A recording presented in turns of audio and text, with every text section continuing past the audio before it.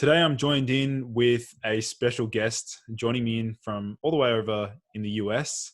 Um, we've been bouncing messages for quite some time. I actually met him through, I think it was through the Ray Pete forum back in the day.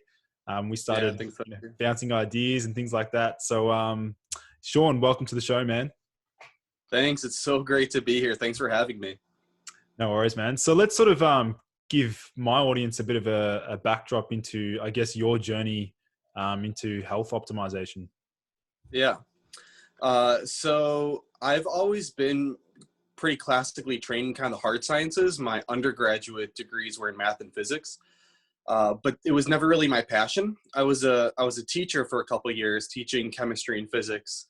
And in my second year of teaching, I actually fractured my spine. And I went to a chiropractor for that. And then I kind of knew I wanted to switch careers, didn't know what I wanted to do. But once I found out about chiropractic, I kind of just fell in love with that whole field and profession. And I've always been super into nutrition, supplementation, health, but never knew what to do with it. I knew I didn't want to be like a dietitian or anything like that. So once I found out about chiropractic, I just kind of went full steam ahead. I quit teaching, went to chiro school, did that for 3.5 years. And during that time, kind of focused on nutrition and supplementation as a specialty. And I was actually the nutrition tutor for the whole school for my last year there.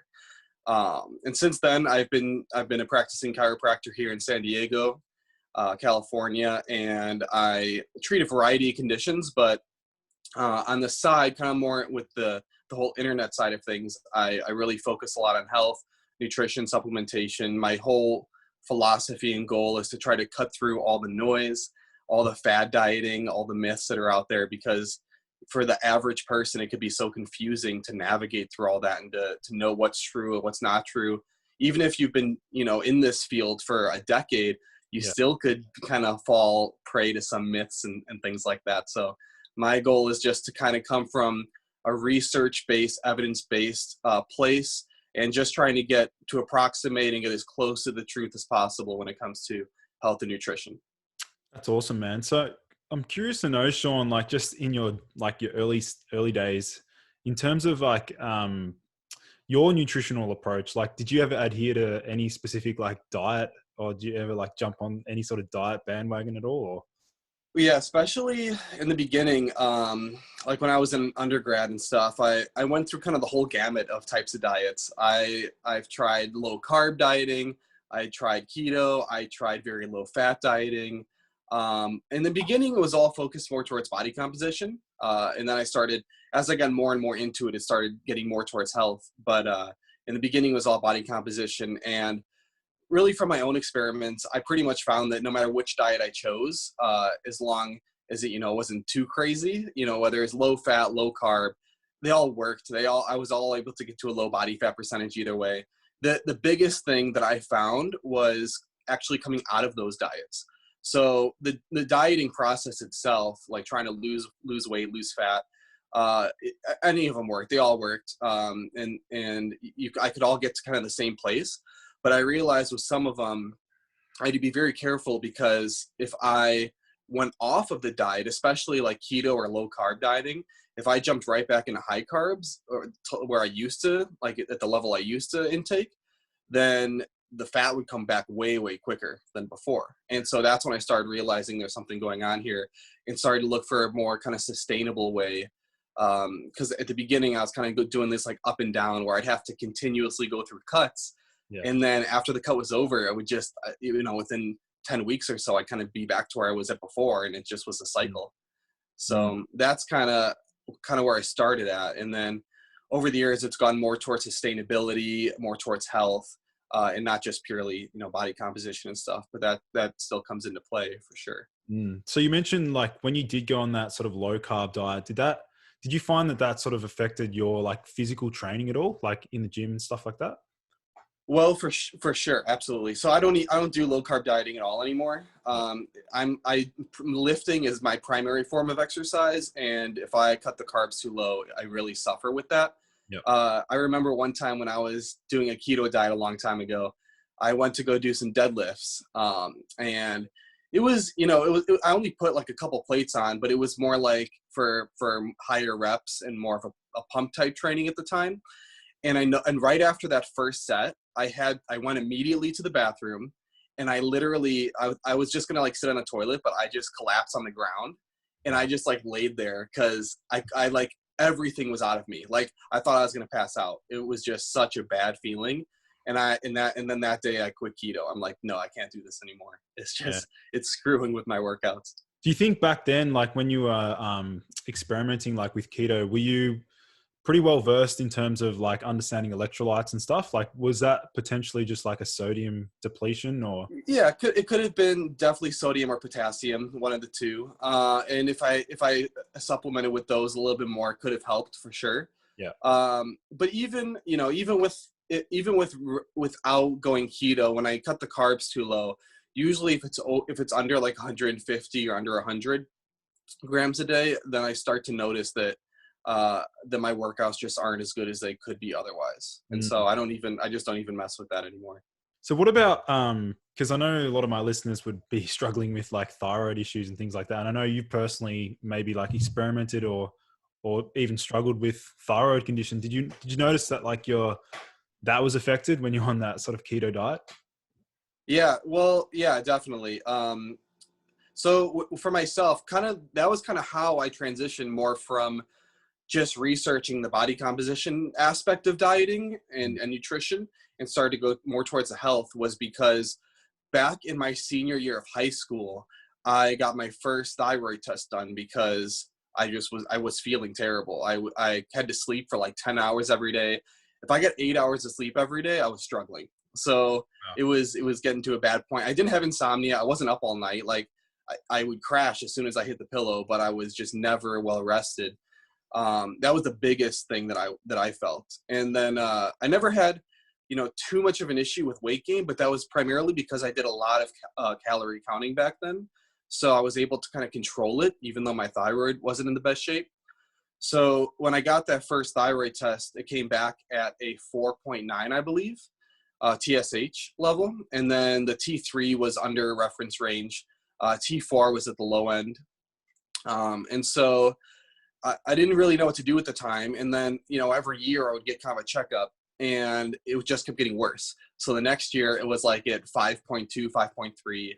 And then a couple years later, it was kind of at its worst when it got to 5.9 was the highest I saw it for me.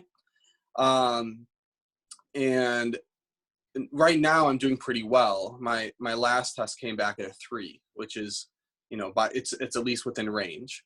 So, and there's still a couple things I'm going to do still to kind of improve that number a bit, but I don't have any of the, subjective issues anymore. And my T3 is back in range too. So, but definitely, when my thyroid was a little worse, the diets would definitely have an effect.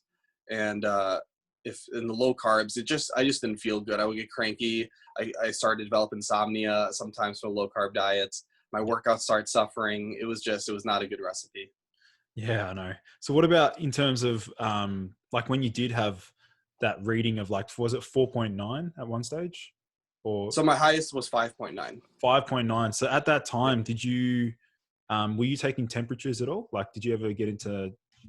Yeah, I did. There was a big gap between that 5.9 reading and then afterwards. So I didn't get it tested for a while after that. And what I started doing was the temperature checks. That's kind of when I started getting into repeat form and started reading about thyroid temperature, all that sort of thing. So I started measuring my temperature.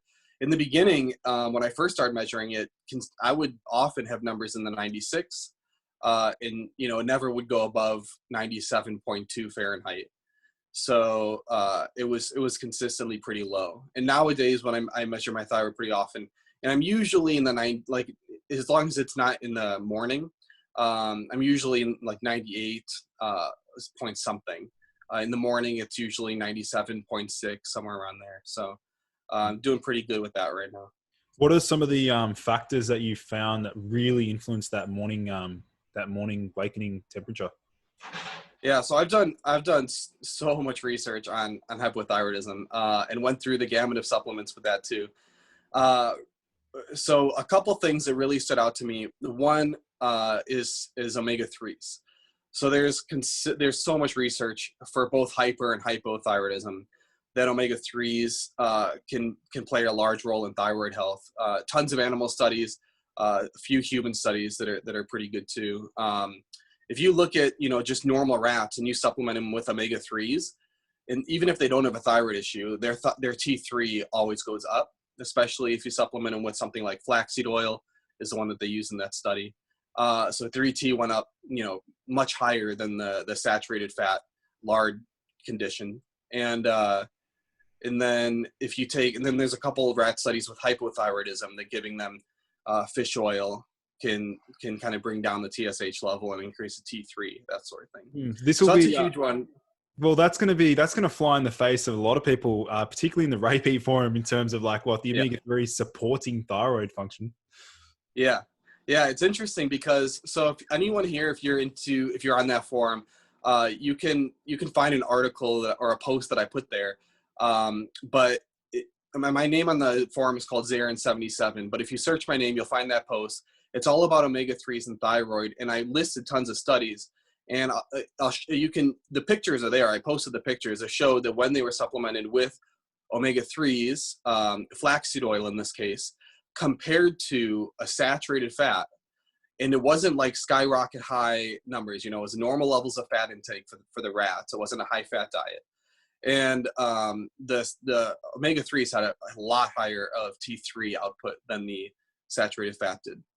And it kind of makes sense because saturated fat, especially in higher amounts, it's one of those things that's going to block kind of carbohydrate utilization. Saturated fat competes the most with glucose entry into the cell and with glucose oxidation once inside the cell. And it's most responsible for things like lipotoxicity in high amounts too.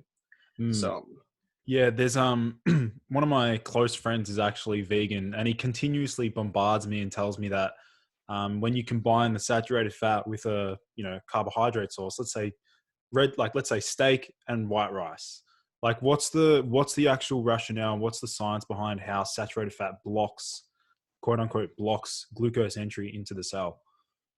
So it's mainly to do it's with a few different things, but it's not just saturated fat. There's other things that come into the diet too, because let's say if you have a high fructose intake or you're just chugging like Coke all day long, for example, then your liver is going to produce its own saturated fat, and that's going to show up in the form of triglycerides in the blood panel, right? So if you have high triglycerides, that's usually caused from too much sugar, too much carbs, especially refined carbs, things like that.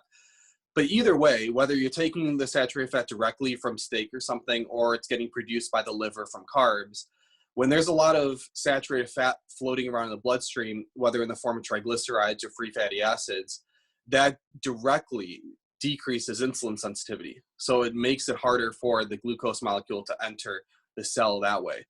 When the saturated fat actually gets into the cell, it's harder to burn for energy. Long chain saturated fat is the hardest fat to break down for energy compared to any other form of fatty acid that you can tell me. So it's just, there's no double bonds. It's a long chain. It's hard to break down. And so, there's benefits to that. There's drawbacks to that. But in terms of being able to oxidize it for energy, it's the hardest. And so when it gets into the cell, it sticks around there a little bit longer, and the buildup of saturated fat is called lipotoxicity. And so when they do these studies and they put saturated fat in a muscle cell, they find the glucose oxidation goes way down compared to adding any monounsaturated or a polyunsaturated. But the cool thing is if you add a polyunsaturated fat with the saturated fat, it can help to block that effect. So it's not like, I'm not saying to avoid saturated fats completely, that's not what I'm saying, but there's a lot of people that will focus way too much on trying to have a high saturated fat intake and a very low polyunsaturated fat intake, and that can lead them to issues, insulin resistance, fatty liver, that type of thing. It could just contribute to those type of issues. So maybe, because I've got some listeners that may not really understand the differences between the types of fats. So we'll break it down really simply for them. Do you want to go through maybe so starting with saturated, then mono, then poly, and then trans? Yeah. So there's three main types. There's saturated, which has no double bonds. So you can think of it as just one long chain. Then there's monounsaturated, and this has one double bond. So you can think of it like a V, or like, a V shape. And then there's polyunsaturated, which has two or more double bonds. And so you can think of it like a C. It's like a C-shaped fatty acid. So in terms of what these fatty acids I'm going to talk about, the saturated, I'm only talking about long chain saturated fat. So coconut oil kind of is an exception to this because it's half of it's medium chain, and so it's going to act a little differently. But, animal fats, butter, that type of thing, those are all going to be more towards the long chain saturated fat side. Then mono is going to be like olive oil, avocado oil. Those are your two biggest forms of monounsaturated fat. And then poly is going to be, soybean oil, corn oil, flaxseed oil, hemp seed oil, fish oil, all of those types of the seeds and that type of thing. Most of the nuts, like almonds, they're also more in the mono side of things too, monounsaturated fat. So when it comes to poly, you have a ton of different options, and I'm not a fan of all of them. Because when you talk about polyunsaturated fats, you should really break them up into two different types. Exactly. You should break them up into omega-6s and omega-3s. Yep. And in my opinion, and this is something that's not really talked about a whole lot, I think you should even break up the omega-6s into different types, into refined and unrefined.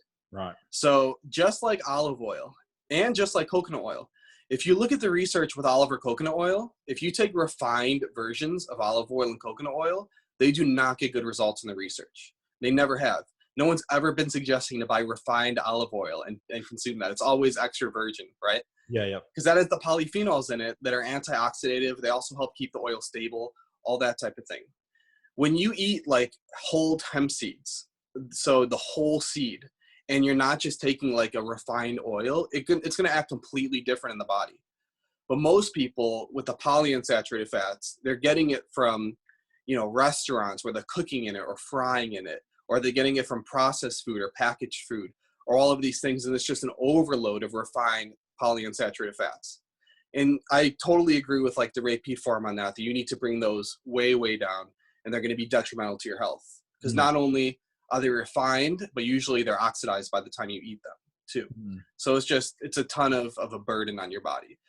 But comparing that to, unrefined omega-6s or like the omega-3s, like a good cold pressed flaxseed oil or fish oil that's good quality brand, those are going to have really different effects on the body. So let's talk about, I guess, with the polyunsaturated fats, you mentioned that they can be detrimental depending on if they're oxidized, right? So what are some strategies that we can utilize to offset that oxidized polyunsaturated fat? Yeah, so the biggest strategy is just not to consume any refined omega-6s. So it's hard to avoid, because if you go out to a restaurant, that's what they're going to be using. They're going to be using a vegetable oil to cook things in, because they're not going to pay for expensive oils, right? So anytime you have added fat that needs to be used to cook, when you go out to a fast food place or even a good quality restaurant, it's going to very likely be a type of vegetable oil.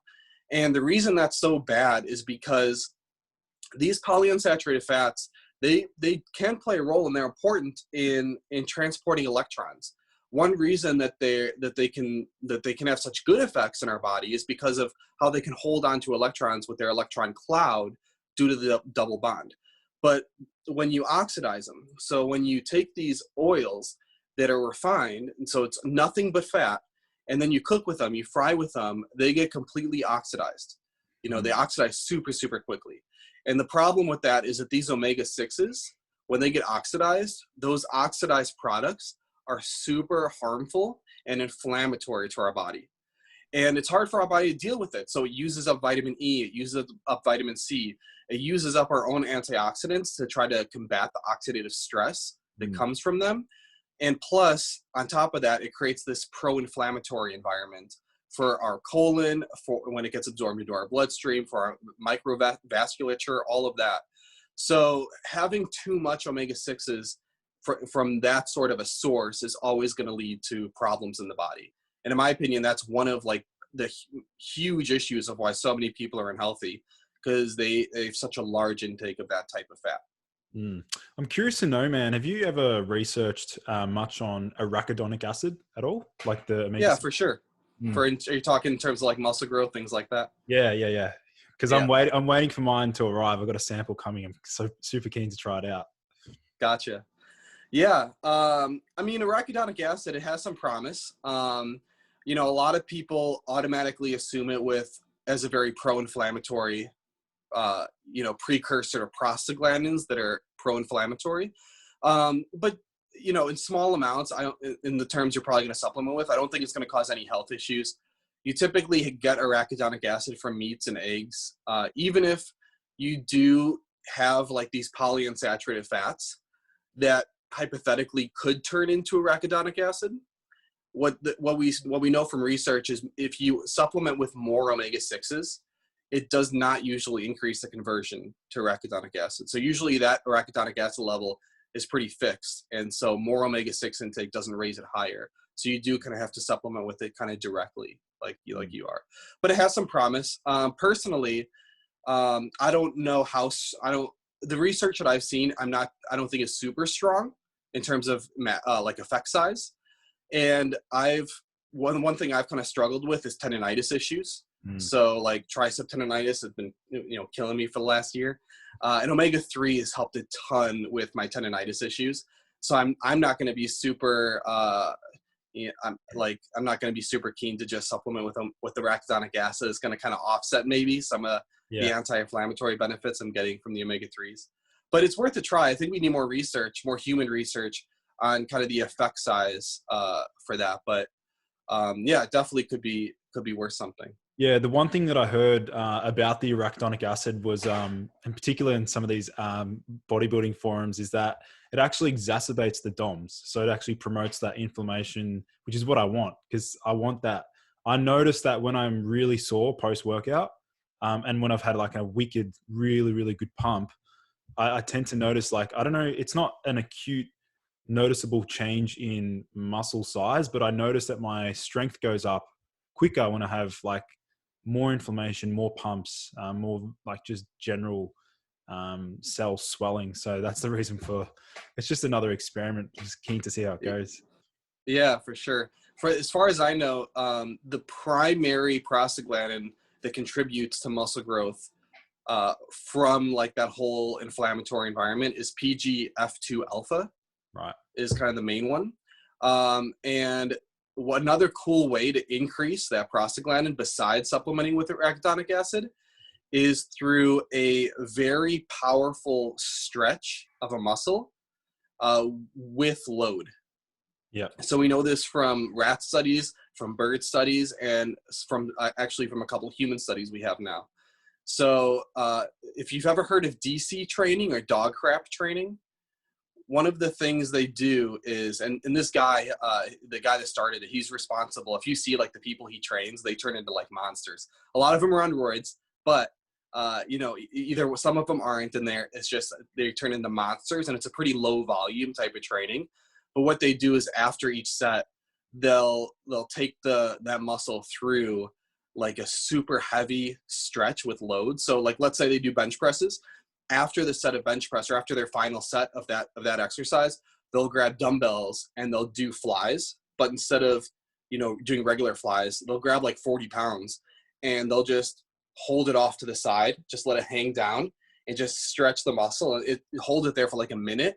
And it is the most painful, excruciating thing, but it can work pretty well. And I've actually used that myself sometimes, but it gets you incredibly sore, like super sore.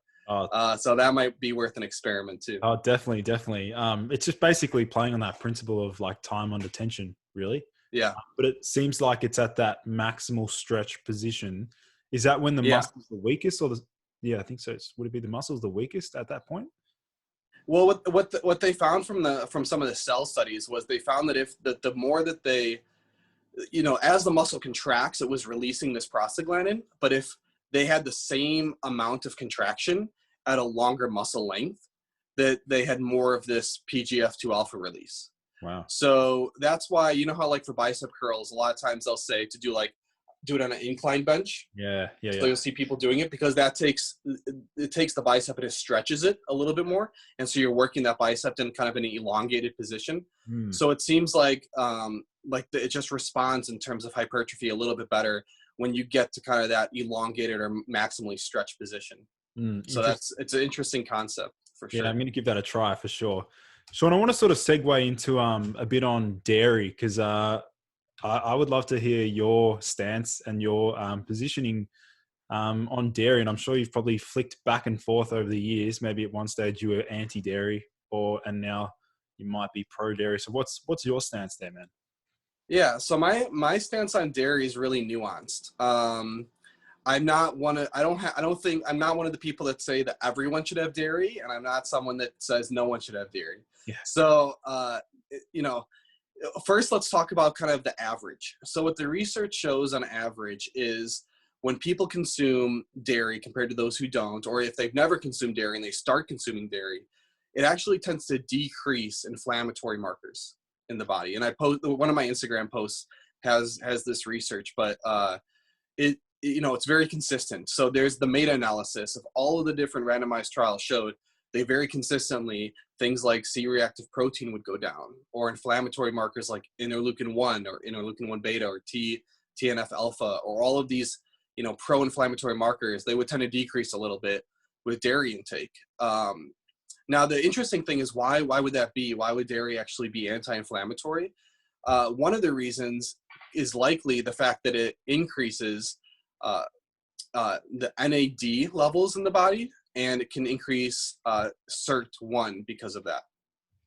So Sean, for our listeners, they might not be familiar with what NAD is. Do you want to quickly break that down? Sure. Yeah, so NAD, it's kind of, if you've heard of niacin or niacinamide or nicotinamide riboside, there's all these different forms that are kind of coming out now, but it's all kind of in the anti-aging longevity sort of scheme. But what we know is that NAD levels are really useful for kind of not only cell signaling, but cell defense. So if the cell is under attack, whether it's from, a workout, or if it's from you just had a stroke and your cells have to deal with that oxidative stress and that damage and inflammation, when you have low NAD levels, it makes it harder for your cells to deal with that and kind of respond in an appropriate manner. When you're able to increase NAD in the cells, then they're able to respond with like higher antioxidant output. They're able to respond with enhanced cell-to-cell communication. So many different aspects of how they're able to kind of survive these kind of stressful conditions. So one thing that's really cool about NAD is that it also increases the level of SIRT1, which is this other protein that's also in kind of this longevity scheme of things that is responsible for endurance training, or for people that, exercise frequently. And there's many benefits to exercise. There's a lot of reasons that it's beneficial, but one of the cell signaling pathways that gets activated is this SIRT1. And it helps to, increase glucose handling. It can increase insulin sensitivity. It tends to be anti-inflammatory. It tends to also protect cells from stress. So those two things, they just do a lot of beneficial things in general. And one of the things that dairy does is likely through its high leucine content, it actually synergizes with NAD, and it makes that cell at a lower NAD level able to activate SIRT1 more strongly. So it tends, and that's likely one of the benefits of why dairy can actually amplify the benefits of exercise, because it can increase the SIRT1. It kind of has a synergistic aspect with NAD to increase the SIRT1 level. And so dairy with exercise has always had this great additive or synergistic component where when they, consume a quart of milk after exercise, you consume whey protein or anything like that, it tends to amplify not only the muscle growth, but it can actually amplify the fat loss effects too. And so one of the reasons that might be is how it can kind of synergize to increase the SIRT1 protein. And part of that, the SIRT1 activation, we know that various polyphenols can also activate and strengthen that pathway. And one in particular is resveratrol, right? Yeah, resveratrol is kind of like the golden boy of the polyphenols, right? It's one that's really well known, but whether it's resveratrol or curcumin or just what I'm not big on a single molecule supplementation when it comes to polyphenols, because there's been issues with that. There's been there's been cancer studies where they gave people with who had a likelihood for lung cancer, or a greater likelihood for lung cancer. They gave them beta carotene with vitamin E for 5 years, and they tracked them. And they gave the other group the placebo. The group that was given beta carotene and vitamin E had an increased risk of lung cancer. And that's just one example. But in general, when you're giving these isolated antioxidants, especially when you talk about a workout, they don't tend to work well together. So whether it's high dose vitamin E or vitamin C or resveratrol or even alpha lipoic acid, I mean, all of these guys, they can inhibit kind of the benefits of the workout because they interrupt kind of that pro-oxidative nature of the workout. So what I like to focus on is, instead of focusing on an individual polyphenol, doing what all healthy traditional diets have done for centuries, which is having a high polyphenol diet in general. So that's fruits, berries, vegetables, nuts, seeds, all these things, legumes, even all these unrefined foods, they're just loaded with polyphenols. Anything that has a color, taste, smell, all of those things, they tend to come from the polyphenols. So that's kind of one of the key components to any healthy diet, in my opinion. Yeah. And I personally, like, I've researched them quite a lot as well. And I've experimented with them in isolation and things like that. But I think one thing that we can agree on is that a lot of them actually exert their beneficial effects on health span by interacting with the microbiome, right? Like a lot of absolutely influence that state. So what sort of research have you found in terms of like polyphenols affecting the gut? Yeah, so polyphenols are something we've evolved with. So, as cavemen, we were picking fruits, we were picking, nuts, seeds, kind of whatever we could forage, right? All of these things, they have these polyphenols in it. Anything that has a color, taste, smell, again, that's coming from things like polyphenols. And so when you're talking about, probiotics, prebiotics, things like that, what we know is that isolated fiber supplements don't tend to have as good of an effect as whole food sources of fiber. So, isolated fiber supplements do not have strong linkage to reducing colon cancer, for example. But legumes do. They have a very strong link at reducing colon cancer. They're both filled with fiber, so what's the difference? Yeah. The difference is that the legumes come with these polyphenols. So the fiber can feed anything. And if you have dysbiosis, if your gut's messed up and you have, opportunistic bacteria that have sort of taken over, and you just dump more fiber down there, anything can eat that.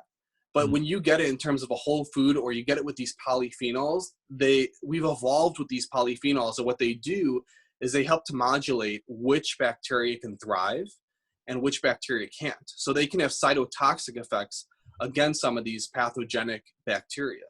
So when you give the fiber in combination with the polyphenols, that combination allows the good guys to thrive and inhibits the bad guys from taking over. So it's polyphenols are a huge thing for the gut. Yeah, with and I'm sure most of our listeners will be familiar with Paul Saladino, head of the carnivore diet. And one thing that he said was like that, I'm pretty sure I'm quoting him correctly. He said that curcumin should not be for human consumption at one point. And I look at him and thinking like, man, how can you say that? How can you discredit the anti-cancer properties of curcumin? Like, I think that's just kind of a situation where, someone's philosophy starts taking over the actual evidence, right? Yeah, exactly. So, Sean, we'll sort of segue into some of the other things you've taught me over the years. Even like you mentioned blackstrap molasses as a useful source to support someone with anemia. Yeah. So this is actually interesting because I just found out that I was a little iron deficient myself, and that's one of the things that has improved my thyroid. Going just a little segue from what we were talking about earlier, when you're deficient in iron, one of the things that tends to happen is your thyroid production could go down. And this has been shown in human research where they find people with low serum iron or low serum ferritin, and they start giving them iron supplements, and almost always their thyroid numbers improve. So, don't just start taking iron, because it can be bad in excess too. But if you get a blood test and you are low in iron, that can also be one of the causes of fatigue, low thyroid, that sort of thing. So iron can be difficult though, and some people might find that even with iron supplementation, it could take like over a year or more for their iron levels to go up. And there's some people that have a real struggle with it, Mm. and they just can't seem to get their numbers to go up at all. And what these people have, what some of them have found, and there's so many like testimonials, subjective reports on this, but it kind of makes sense when you look at the science, is that when they started adding in blackstrap molasses, their iron levels start to go up. Now, if you are really deficient in iron, I would still recommend, you know, having a good iron supplement. But what the blackstrap molasses does is it's pretty much this concentrated aspect of soil.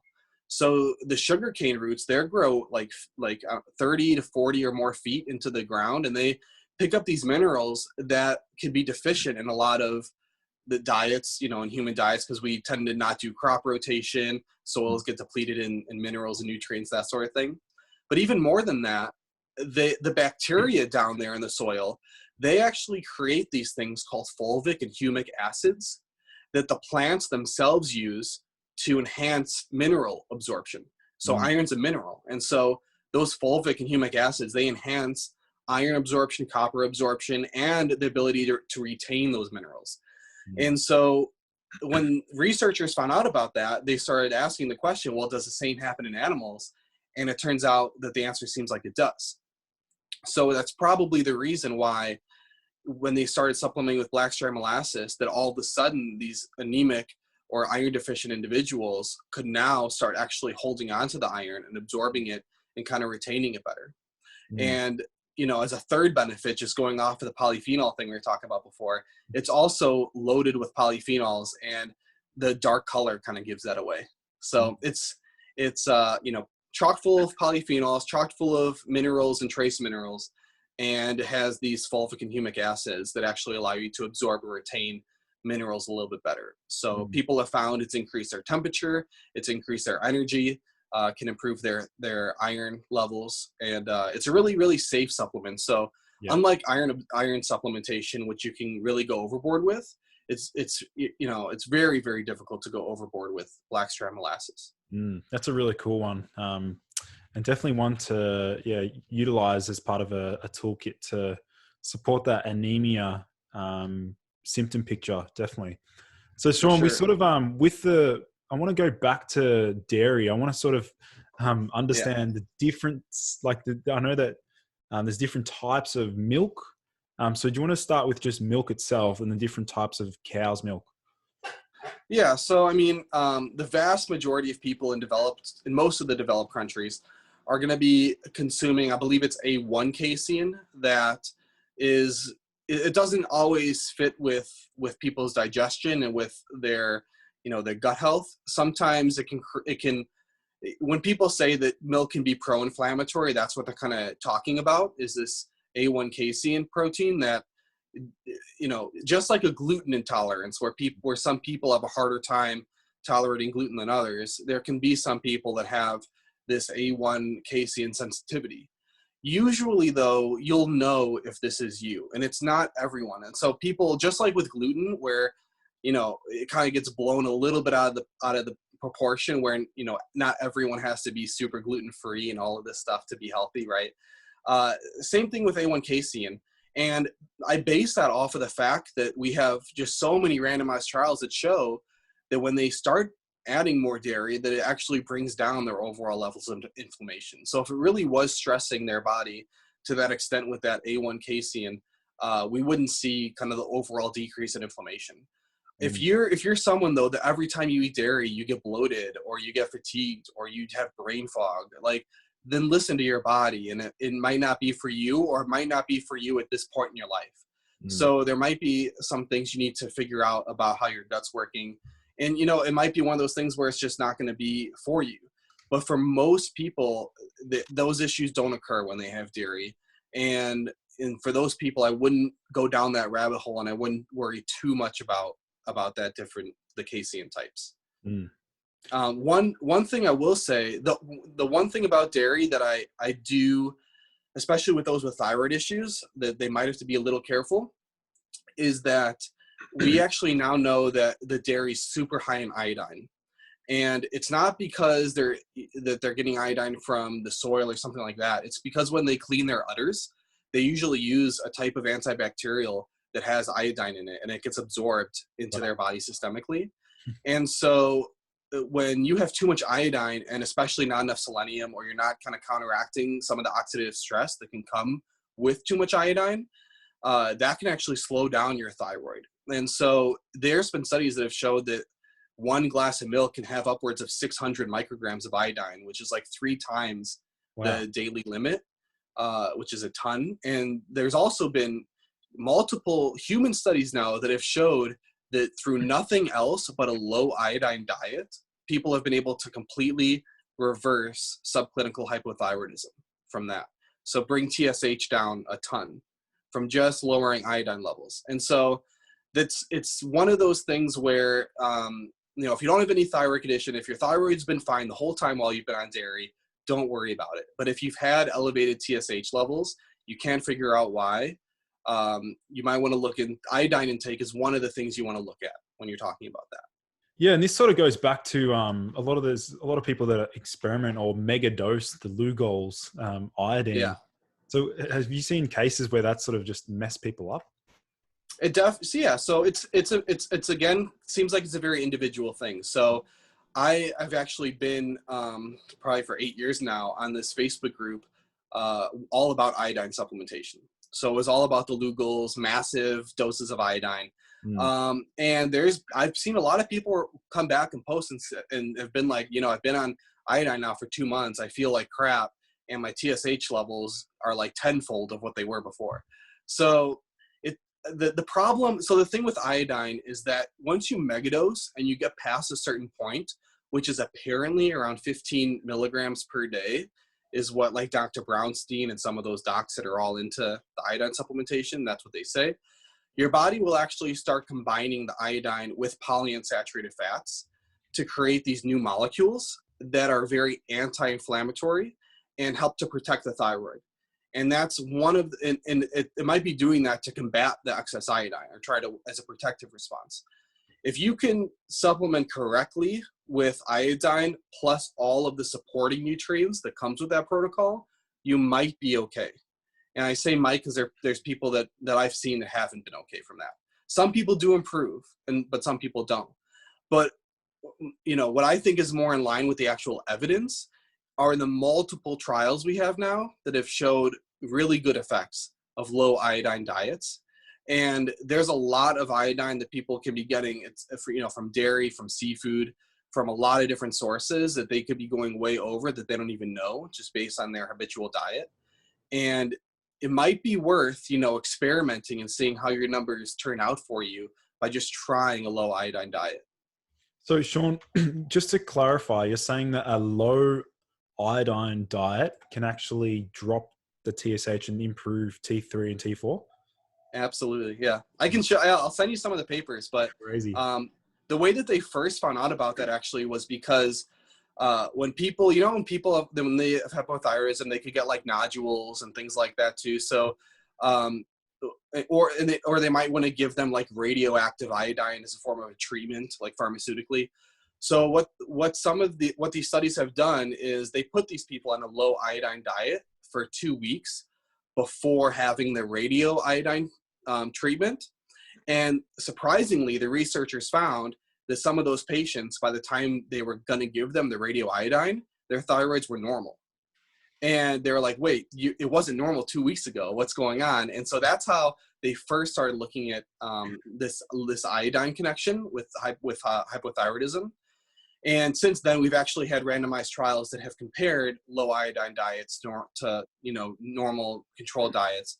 And they've shown that the improvement with lower TSH levels with the low iodine diet. That's just crazy because right now, like you hear so many people say, "Oh, look, I built like 1 million people worldwide are iodine deficient." You hear that all the time. I know. It's crazy because it used to be such a big problem, like back in 1910, 1920, when people, throughout America and other countries had goiters from not enough iodine.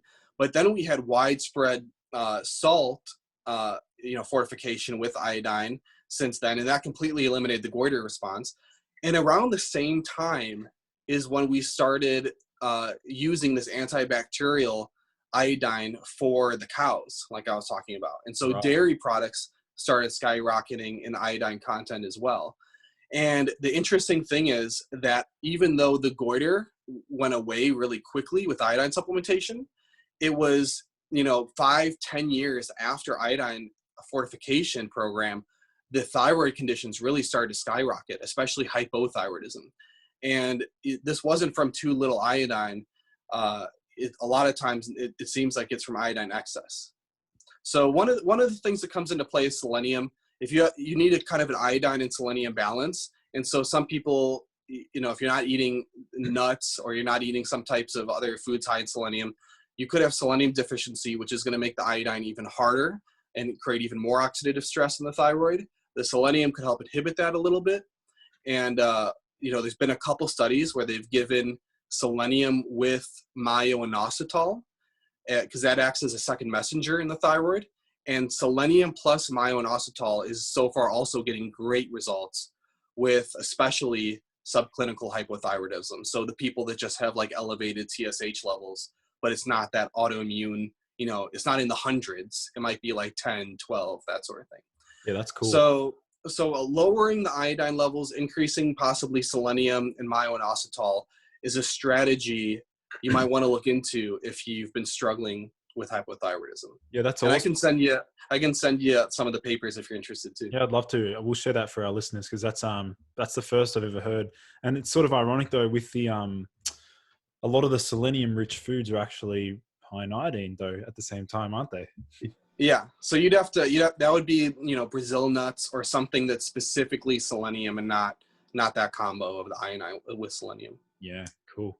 That's really interesting. With just going back to the omega-3s, so you specifically said that they can directly increase T4, T3, or is it the conversion? What are they doing there? Yeah, so they do a couple things. One thing they seem to do is they seem to be able to protect the thyroid against destruction or from oxidative stress, which to some people sounds crazy because they're polyunsaturated fats. But consistently with not only rodent research, but human research, supplementing with things like fish oil can actually decrease the amount of things like MDA, which is a lipid oxidation marker. So something that you're supplementing is something that should oxidize like crazy, but somehow it brings the oxidation levels down. And the way that it does that is actually through improving the ability of the cell to combat oxidative stress itself. So each cell has to produce things like glutathione, superoxide dismutase, catalase, all of these endogenous antioxidants. And when you supplement things like omega-3s, it increases the, not to get too technical, but the NRF1 and 2 response of the cell and the antioxidant response element of the cell. And that combo can increase these antioxidants in the cell and actually help the cell combat oxidative stress. And the same thing happens in the thyroid. So there's been rodent research where they've given rodents like a toxin that tends to give them hypothyroidism. And then they'll give another group of rats that same toxin, but they'll give them EPA, one of the fish oils, on top of the toxin, and it significantly protects the thyroids from the rodents from getting hypothyroidism from that toxin. And so just a protective response is one of the ways, but then also it seems like there is an increased peripheral conversion of thyroid. So in the liver and a little bit in the gut, the T4 has to get converted to T3. And so it seems like fish oils increase that conversion rate a little bit. And also they act directly on the thyroid receptor beta and increase its mRNA expression. Awesome. So there's a bunch of different ways on how omega-3 is beneficial for thyroid, but in general, as long as you don't go crazy, I'm not talking like 20 grams of fish oil a day, but a couple grams of fish oil and a safe dosage is going to be a good idea. Man, you're putting forward a strong argument for me to get back on the fish oil bandwagon, because back in the day, like I used to, when I was, I literally used fish oil for like 5 to 6 years, combined with like astaxanthin every single day for like years. Funny. Yeah. You don't have to have fish oil. It's just that if you don't have things like high quality salmon or sardines or any natural form of the omega-3s, then I think supplementing at least a small dose of the fish oil is going to be a good idea. Also, just to combat a little bit the elevated omega-6s, that even if you're careful, it's so hard to avoid, having that. So just if the omega-3s are this high, but you increase the omega-3s a little bit, it really helps with that ratio. And so it can help just the overall, inflammation in the body a bit. Did you ever experiment with astaxanthin at all? I did for a very short time. I stopped once I found one rodent study that showed that it also interfered with the benefits of exercise. Okay. So kind of like I was talking before, when these isolated antioxidants, they just kind of mess up the redox response of the cell, right? So when you exercise, we need that oxidative stress because it's a signaling response for the cell to get better. If you're taking these powerful but single molecule antioxidants, like a high dose of single vitamin E or astaxanthin or alpha lipoic acid or N-acetylcysteine is a big one. All of those, they inhibit the muscle growth. They inhibit like the VO2 max response. They just inhibit the overall benefits of exercise, likely because they're just damping down that signal for the cell to respond. So, we don't know for sure if that would happen in humans, but once I saw the rodent study, I just stopped it. I mean, speaking from personal experience, I mean, back in the day, I was playing professional soccer, and I was training probably 2 to 3 times a week and a match on the weekend. And I was literally using 4 milligrams of astaxanthin daily for probably about 2 years. And I can guarantee you it actually didn't blunt any of the aerobic conditioning from my training. I was still getting fitter each week. I can't say for sure whether without the astaxanthin I would have gotten even fitter, but I was pretty aerobically conditioned. And even I noticed that when I used astaxanthin, it was really did an amazing job at blunting fatigue, and really for the higher end endurance activities, it was really effective at I always felt like I could catch my breath back quicker when I had astaxanthin, which was really cool. Gotcha. Yeah, I mean, I'm basing that off of one rodent study, right? So we don't know what would happen in humans or with the dosage. And also it's not going to negate them. It's not going to completely annihilate all your gains, right? But it could take it down a little bit. I think we need more research there. One option from my perspective, if you kind of want the same benefits that I just heard you talk about, lipothiamine can also have those anti-fatigue benefits, but it actually amplifies the benefits of exercise. So a couple of rodent studies showed that high doses of allithiamine or lipothiamine, they're synonyms, it not only didn't blunt the benefits, but actually enhanced things like grip strength, aerobic capacity, that type of stuff. So that's a pretty interesting alternative. Yeah, that's cool. I've had good experiences with megadosing vitamin B1, just the thiamine, HCl. When I first started that, that was incredible for mental clarity and memory cognition. It was really cool. I like thiamine as well too, and I would actually still be taking the regular thiamine in high doses. For me, it started to make me smell weird. Oh, really? Yeah, I started to get this weird, it wasn't like a BO stench. It was like a sulfur, weird smell, and there was no escaping it. So I had to stop that. Even I don't know, a couple 100 milligrams would do it. So that's why I went to the lipothiamine, and that's worked well. Well, what about, because I've been paying a lot of attention in the whole thiamine space. There is another one, that TTFD. Have you seen that one? Yeah, so that one has pretty much the best research around it, and it's almost identical to lipothiamine. So lipothiamine and TTFD are going to be very, very similar in their effects. It's just a different way to kind of make them lipid soluble. But they're very close. That whenever they use either one, they tend to get really good results. So the TTFD is more expensive. It's harder to find.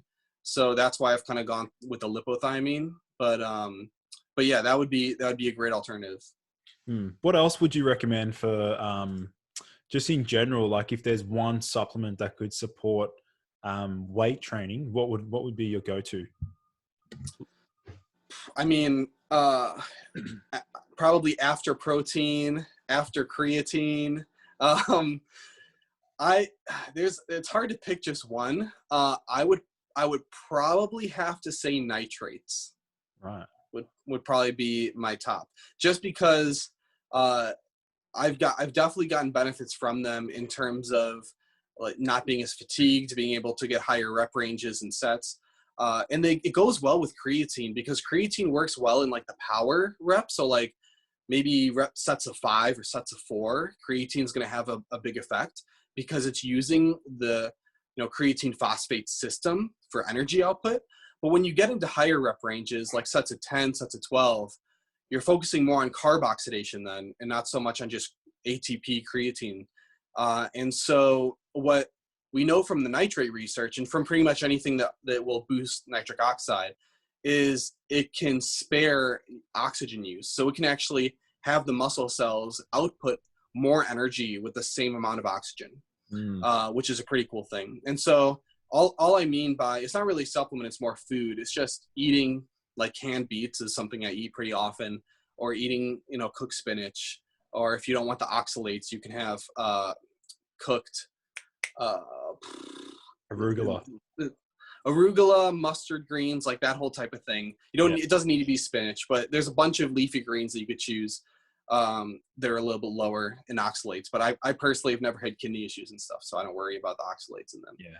But the whole nitrate thing kind of helps me a lot in a bunch of different ways, but one of which is exercise. Yeah, that's cool. All right, well, I think that pretty much covers most of what we decided to talk about. We could probably keep going for another. I'll definitely bring you back on for another show, man, because you're full of. Yeah, it was really great. I know this was kind of a whirlwind of all different topics and information, but I hope your listeners could kind of take some key points from it. Oh, for sure, man, for sure. So what about for those listening in, where can they find you and your services, if you offer any? Yeah, so you can find, so my website is called Golden Health Method. On Facebook and Instagram, it's the same thing, just handle/Golden Health Method. I'm really active on Instagram right now. I'm posting, at least a few times a week. All of the content is very research based. So I always list like the PubMed ID. So all you have to do is type those numbers into Google, followed by the word PubMed, and it'll pop up. First result will be the study. My whole thing again is just to try to make sure that all of the information I put out there is very reliable. I don't want anyone thinking that I'm just like, speaking just my opinions or something like that. It's all like super evidence-based, because I just want to, know the truth about research and nutrition. So that's kind of the main places to find me. I'm not currently doing any type of like internet or long distance consultations or nutrition coaching or anything like that, but I'll likely be doing that next year. If you happen to be in California or San Diego, then I work at the chiropractic clinic called Back in Motion. So, treating anything from low back pain, tendonitis, knee pain, all various types of conditions like that. Awesome, man. Well, for those listening in, I'll be linking all of Sean's socials in the description below. But otherwise, it's been a pleasure having you on the show, man. It's been a lot of fun. Yeah, it's been fantastic. Thanks for having me again. Sweet. Well, thanks everyone for listening in. And I look forward to seeing you in the next episode. All right. Take care.